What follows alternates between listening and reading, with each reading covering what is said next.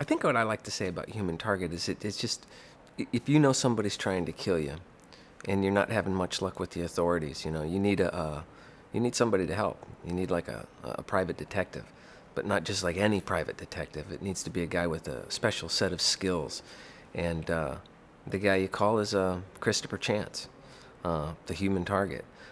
This guy has a set of skills where he can kind of infiltrate almost any situation, and take his client, take them, out of being the target, and he puts the target squarely on his back, and he fights the good fight until he gets them out of the mess.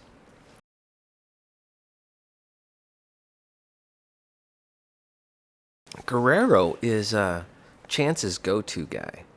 Um, he's the guy that simply gets things done, and I think he's also an interesting kind of wedge between Winston and Chance.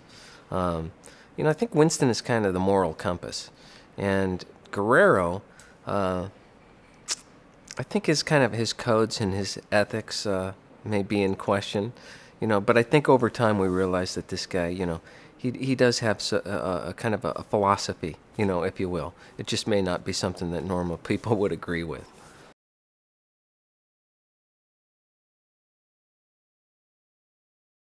I think Guerrero and Chance kind of go back.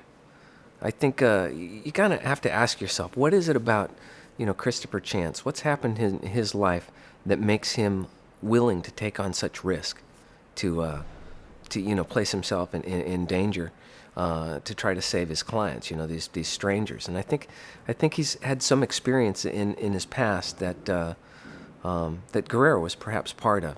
Some defining moment. I think that's going to be fun and interesting to get at.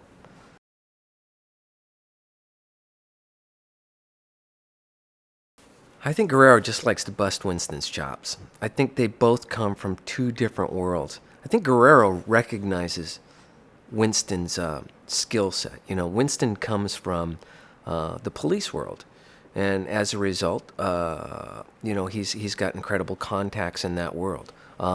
Over the years, he's been learning how these guys operate, but he still kind of comes from that police mentality. I think his ethics and his moral compass is kind of connected to that, and but I think Guerrero still has some fun with that. While he can recognize his skills and recognize the fact that, yeah, well, we need this guy around. It's good to have Winston around. I don't think he'd ever admit it, and there's a lot of this world that Guerrero lives in that Winston just doesn't understand or fully get, because again, he just comes from such a different world.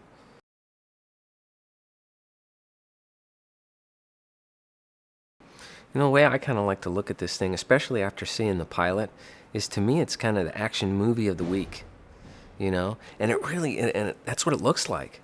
I mean, these guys really have this thing looking like a movie.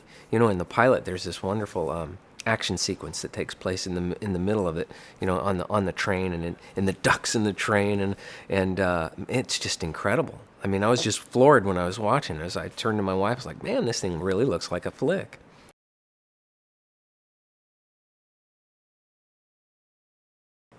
I think it works on a lot of different levels.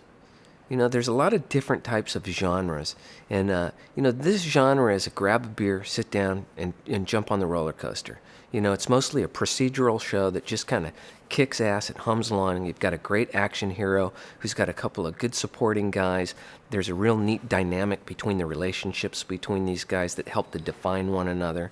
And, I think that we're gonna start kind of putting in just this much kind of serial quality to where we start to understand these guys a little bit more, and maybe what brought them to this point, and that'll be neat getting after, having this in-your-face action series that also just gets a little bit of that depth with these characters, so we can relate to it a bit more. So I'm really looking forward to getting at that.